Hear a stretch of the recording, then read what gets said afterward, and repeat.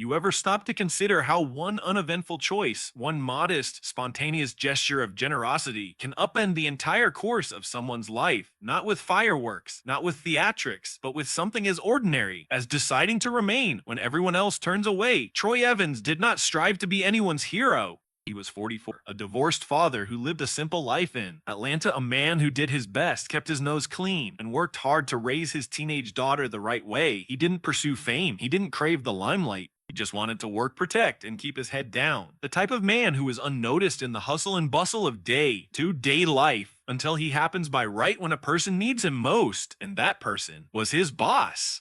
Catherine Blake wasn't the kind of person to ask for assistance, not in work, not in life. She was used to being tough, elegant, always on top of things, the sort of woman who entered a room and commanded it. But toughness such as hers usually has a cost. And on one evening, when the office party became too raucous, the wine too rich, and loneliness too intense, she lost her facade. Most walked away. It was simpler, neat, but not Troy. It happened that night. A small, silent moment. A ride home, an outstretched hand, a note left on a nightstand would be the start of a tale neither of them had envisioned. You ever stop to think how many of us are out here with a heavy heart, just waiting for someone to take notice, to care, even a little bit?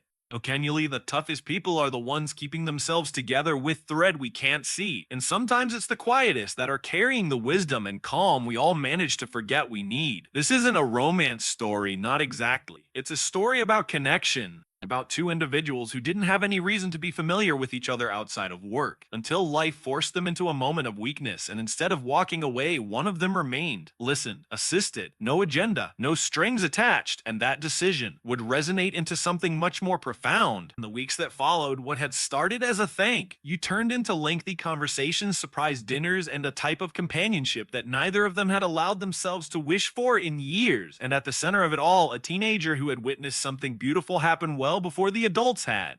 But life isn't a fairy tale. It's complicated, unpredictable, and sometimes the past comes calling just when you're beginning to think the future again. Still, and kindness has the power to leave its fingerprints on a soul. And when you've spent long enough wondering if anyone ever actually sees you, a small act can feel like a lifeline. So let me go back with you to that evening. The evening the party ended, but the best part really just started. A tale of dignity, of second chances. Now but of what we discover when we show up, even when we don't know what we're doing. Because sometimes what appears to be the end of the night is actually just the beginning. Let's begin. You ever have one of those nights that starts out ordinary and ends up changing everything? Troy Evans sure did, and it wasn't the kind of night he ever expected to remember. Troy was a 44-year-old single father living in Atlanta, Georgia, soft-spoken, steady, and respected by just about everyone who worked with him. As a mid-sized distribution company's logistics manager, Troy was not flashy, didn't seek praise, and never caused trouble. He was the type of person who liked to do what was right by his work, by his word, but above all, by his 15-year-old daughter, Maya.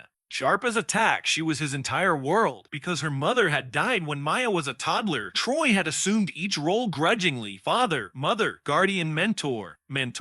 And while others punched out and painted the town, Troy's evenings were generally spent assisting Maya with her schoolwork, reheating last night's dinner, or sitting on the creaky couch watching repeats of TV shows in their tiny, unassuming house. That was his cadence, and he preferred it, but this night was different. This was the company's Christmas party, a night spent in one of the downtown Atlanta hotel's ballrooms, surrounded by twinkling lights, food served by caterers, and clinking glasses. Troy wasn't a fan of parties, but he always thought it was best to put in an appearance when the time called for it. So he pressed his finest shirt, kissed Maya off to bed, and left with no illusions. The mood at the party was festive, giggles hung in the air, plates clinking softly, and colleagues unknotted their ties and relaxed their defenses. The type of night where individuals had a little too much to drink and said things they'd be laughing about or cringing about come Monday morning. Troy stuck to his corner with a water, glass in hand, nodding graciously at dialogue.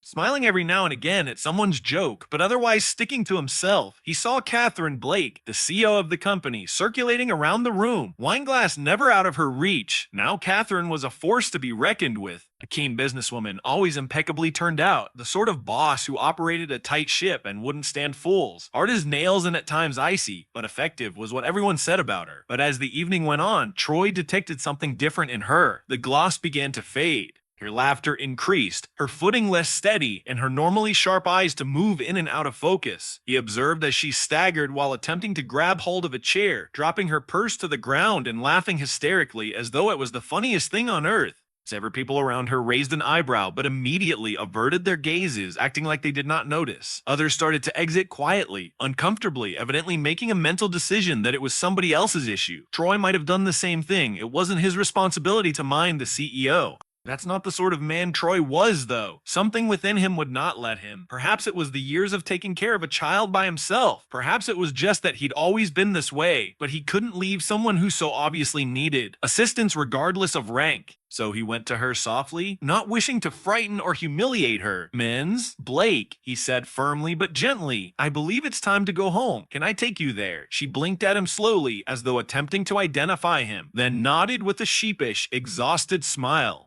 "Mr. Evans, you're a nice man," she slurred, staggering a little as he moved in to catch her. It took several minutes to collect her belongings and escort her to his truck, where she mumbled her address in fragments. She lived on the other side of town, in a quiet, expensive condo community hidden behind some ancient oak trees and iron gates. The drive was largely in silence, save for the rumble of the heater and the gentle murmur of Catherine's voice as she muttered something about her ex. Suspend how people love you when you're strong, how the holidays seem to be lonelier every year. Troy did not speak up. He simply drove slowly, hands firm on the wheel, allowing her to talk her half sentences to the window. When they got there, he escorted her out of the car, supporting her gently up the front porch steps. She struggled with her keys before relinquishing them to him with a faint laugh. Inside, her home was as elegant as expected: clean lines, soft lighting, the faint scent of vanilla and pine still lingering in the air. Troy helped her to the couch at first, but she insisted on making it to the bedroom. "I'm fine," she kept saying, though her legs clearly disagreed. He didn't pry, just did what needed to be done.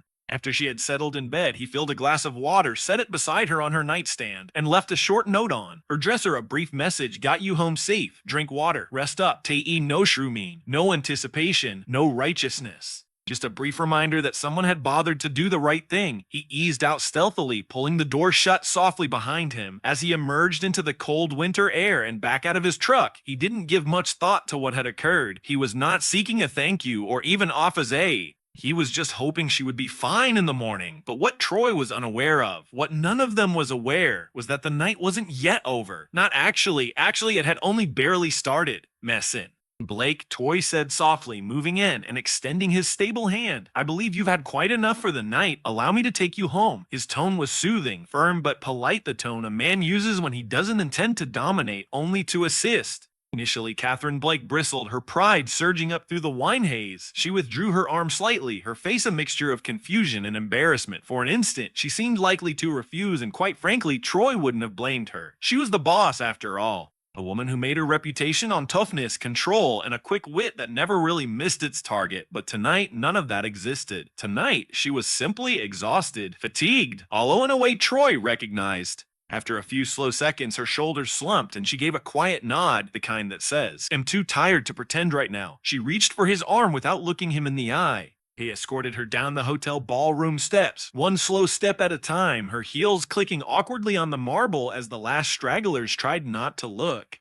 The Valley drove his rusty old Ford pickup around, a truck better described as for hardware stores than hotel ballrooms, and Catherine smiled a little as he opened her door. "Your ride," she slurred, laughing. "Nothing glamorous," Troy said, settling her in. "But it'll take us where we're going." She gave him her purse and muttered her address. A maze of syllables he had to have her repeat. After he entered it into his phone, they drove away into the chill Atlanta night, city lights reflecting off the rain, soaked streets like a dream struggling to recall itself. The ride was otherwise quiet. No music, no idle chatter, only the gentle hum of the heater and the infrequent thump as she shifted in her seat. Troy focused on the road, both hands gripping the wheel. He didn't want her to be uncomfortable. This wasn't about anything except getting her home safely. And still, halfway through the ride, she spoke. "Ever feel like people just want you when you're useful?" she asked, gazing out the window at the world as if addressing her reflection, "like they love the you that holds everything together, but the moment you mess up even slightly, they bail." Troy looked over at her, but didn't say anything. She continued, her words trailing off between breaths. "My ex-husband. You do Christmas dinner every year. Big deal, 12 people. Now I'm just me and a bottle of red, and I can't even manage that." She let out a dry, bitter laugh. "Ha, funny, huh?" Troy did not laugh. He did not offer suggestions or sympathy. He simply let her talk, because sometimes people don't need a solution. They just need someone who won't flee when they let their guard down. He'd felt that way himself.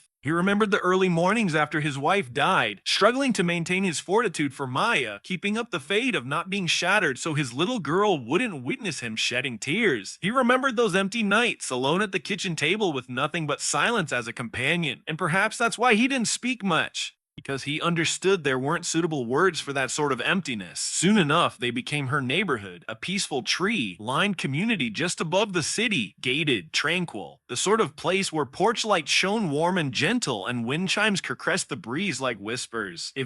Her condo sat near the end of a cul-de-sac, tucked neatly between two other homes, each with carefully trimmed hedges and festive wreaths on the door. Troy pulled into the driveway and turned off the engine. She looked at him, blinking slowly, like she wasn't quite sure where they were. "They're here," he said softly. She nodded, then reached into her purse with trembling hands, eventually fishing out a small set of keys. "I don't usually need help," she mumbled as he opened her door and helped her out of the truck. "I believe you," he said with a small smile. "But it's all right to accept it sometimes." She leaned on his arm as they walked to the door. She was shaking, but Troy didn't hurry her. By the time they reached the entrance, she lost her keys. Muttering under her breath, Troy picked them up and opened the door, pushing it slowly ajar as the warm aroma of cinnamon and something faintly fragrant wafted out into the frigid air. The condo was immaculate inside, dignified but comfortable. A fireplace crackled softly in the corner, and a couple of framed photographs rested on the Montel Catherine when she was younger with a guy who had to be her ex, and another of her at some business networking event, shaking hands with someone important. Troy guided her to the living room, but she waved him off and indicated down the hallway. "You can do it," she protested, almost fell in trying to show it. Without saying a word, Troy steadied her, walked her down the hall, and settled her carefully on the edge of her bed. He didn't cross boundaries, didn't pry or hang around. He simply tugged a blanket up over her legs and presented her with the glass of water he'd filled from the kitchen. She regarded him then, her glassy eyes not from the wine alone. "You're a good man, Troy," she said softly. "I don't know how many of those are around anymore." He didn't have anything to say to that, so he kept quiet. He left her with a small sticky note on the dresser. "Got you home safe, drink water, rest up." Then he opened the door and let himself out, making sure to lock it once he did.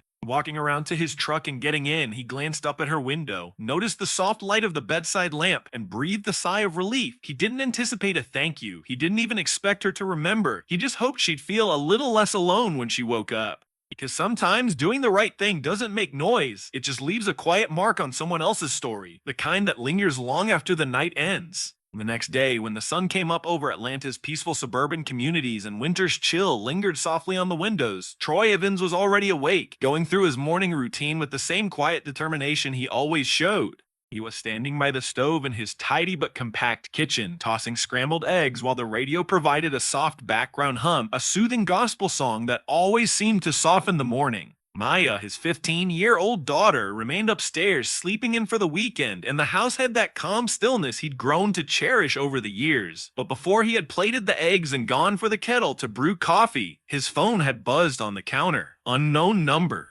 He had almost let it go to voicemail. Most early morning calls were spam, wrong numbers, or an occasional neighbor with a blown tire. But some instinct had him pick up the phone. "Hello," he said, voice smooth, steady as ever. There was a lull, the type that leads you to think the call had disconnected, and then there was a voice, soft, slower than normal. "Mr. Evans? Troy? I just wanted to thank you." It was Catherine, his supervisor. Her voice, used to being crisp and authoritative in the boardroom, now almost uncertain, humble. "I can hardly recall anything after the party," she went on, her voice fragile and a little raspy, "but I did read your note. I did see the water, too.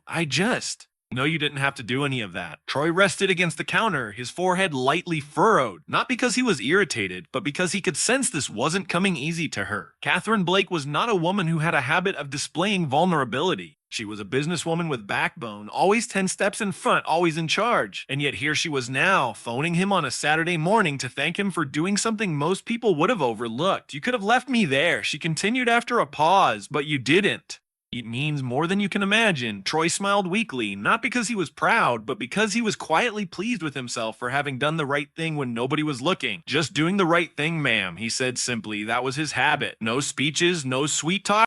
But even as he said those few words, he sensed a change in the atmosphere, as if this were not merely a courteous phone call. Something had been breached, however tiny. A door, an interruption in the pattern. Catherine chuckled quietly on the other end. Always so proper, she murmured, her voice slightly warm. I think you're the first person who still addresses me as ma'am. Troy laughed. Old habits, ma'am. Grew up that way. Well, she replied, then hesitated again. It's a good habit. It was a good thing you did. I don't know many people who would have gone out of their way. I'm not always the easiest person to care for. That caught Troy off guard. Not because it was untrue, but because it was rare to hear her admit it. In the office, she was all structure and polish, but now she sounded more like someone figuring out how to say what her pride often covered up. He didn't push, just let the silence sit comfortably between them. Anyway, she said, I just wanted to thank you. I won't be taking up your morning. Troy glanced at the eggs growing cold on the plate, then out the window where the trees stood bare, their limbs swaying softly. No trouble at all, he said. Hope you're doing all right. Better, yes. Embarrassed. Definitely, she said, smiling briefly with a light self-mocking laugh, but also strangely grateful. We've all had those nights, Troy said with a shrug, his tone easy, without judgment. What matters is waking up. She let out a small breath. Well, have a good rest of your weekend, Troy. You too, Ms. Blake. When he hung up, he stood there for a moment staring at the phone as if it might ring again. Not because he was hoping for anything romantic or dramatic, that wasn't it. Not yet, it was something else. A moment of shift. A quiet rearrangement of two lives that had only ever intersected in conference rooms and email chains. That morning phone call, brief, honest, a touch awkward, was the beginning of something neither of them had anticipated. It wasn't flirtation. It wasn't a cry for attention. It was human. And for a person like Troy, who had spent the last few years being the tough one, the steady one, the reliable one, it was oddly reassuring to know someone had paid attention. Perhaps for Catherine, who'd spent decades constructing walls out of titles and expectation, it was just as surprising to find herself leaning, even marginally, on someone she once merely viewed as another employee. As he sat down with his cup of coffee and finally broke his fast, Maya descended the stairs, rubbing her eyes. Morning, Daddy, she grumbled. Morning, baby girl, he replied, smiling. She settled into the chair opposite him, sniffed at the eggs, and arched an eyebrow. Did you cook these or did you get? Don't get sassy. He laughed. My secret ingredient was some assistance from your old man's weary hands. She smiled lazily. You okay? She inquired, as if she could somehow tell something was off. Yeah, he replied after a moment. I think today's gonna be a good day. And elsewhere around town, in the still quiet condo that was still radiant with soft morning light, Catherine sat on her bed drinking her coffee, slowly gazing at the tiny post-it note she hadn't discarded yet. Got you home safe. It's drink water. Rest up. T.E. never read it. Then she gently set it in the top drawer of her nightstand, beside a watch she hadn't worn in years. A small act can leave a far deeper imprint than you ever wanted. Sometimes it takes just a simple note scribbled in the hand of a stranger to remind you that all good people aren't lost. During the following weeks, there was something in the atmosphere between Troy and Catherine that started to change. Not quite in a dramatic or overt fashion, but in those small, insidious ways that only become apparent if you take long enough to pay attention. It wasn't romantic, at least not yet, but it was different in a way that left no doubt. Catherine was addressing Troy with something more than professionalism. There was a curiosity there now, a respect, even a kind of warmth that hadn't existed before that night he drove her home. She started inviting him into meetings he normally wasn't included in, not to fill a seat, but to genuinely hear what he thought. When department heads debated new schedules and systems, she'd turn to him and say, Troy, what's your take? And when he replied, she'd listen. Not nod politely and then do what she wanted anyway, but stop, consider, sometimes even modify her plans on his word. It wasn't lost on Troy. He'd been at that company more than a decade and never once been summoned into those rooms, much less spoken to, as if his opinion counted. At first, he thought she was simply trying to catch up for that night, perhaps still feeling a little embarrassed or guilty. But in the end, it became apparent. This had nothing to do with pity or guilt. It had to do with something more.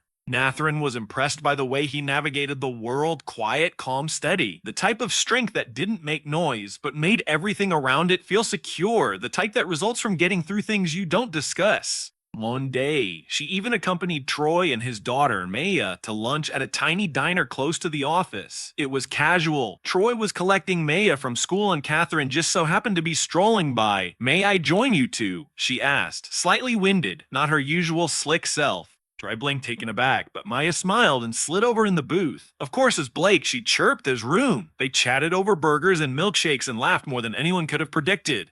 Catherine wasn't at all her usual standoffish self. She inquired about Maya's classes, her interests, even promised to write her a recommendation letter if she ever needed one. Fancy but not phony, Maya explained to Troy later with a smile. I approve. Troy smiled but said little. He had no idea what this was growing into, but it felt nice. Then, on one snowy night in mid-January, Catherine phoned once more. It was a Friday, the sky was loaded with snowflakes, and the roads had just begun to ice up. Troy had only just arrived home from work and was hanging up his keys when his phone rang. Her name on the screen still caught him off guard, not through nervousness, but through surprise. They did not converse much outside of work, not by half. He picked it up. "Evening, Miss Blake."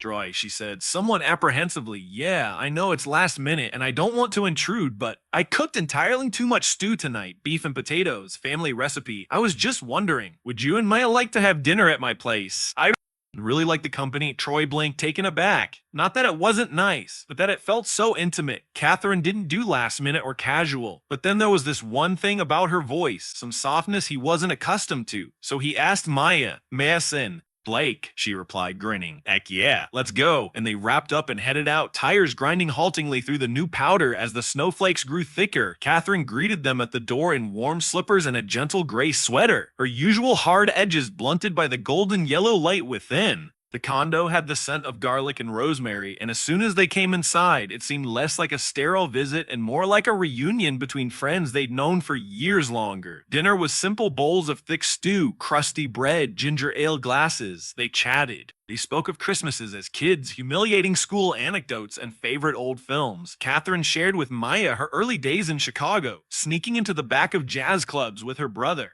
Maya talked about her robotics club and what she wanted to create one day, perhaps even a company of her own. Catherine listened, genuinely interested rather than offering polite head nods. At one point, Maya asked Catherine if she had any children, and for an instant the room was silent. Catherine paused, eyes only just barely dropping. "I did," she said quietly. "A son, Jacob. He died when he was young." Maya blinked, smile thinning, and glanced over at her dad, not knowing what to say, but Catherine extended a hand and brushed hers gently. "It's fine, sweetie. It was a long time ago, but I do think about him, especially on nights like this." And so suddenly something intangible yet profoundly true passed between them. Sadness, compassion, unspoken knowing. Maya scooted nearer to her father, and Troy nodded silently to Catherine. The rest of the evening passed quietly. A couple of games, stories around the fire, even a bit of dancing when an old Sam Cooke tune played over the radio. Maya laughed so hard she ended up on the floor at one point, and Catherine laughed along with her, tears streaming down her face from laughing so hard.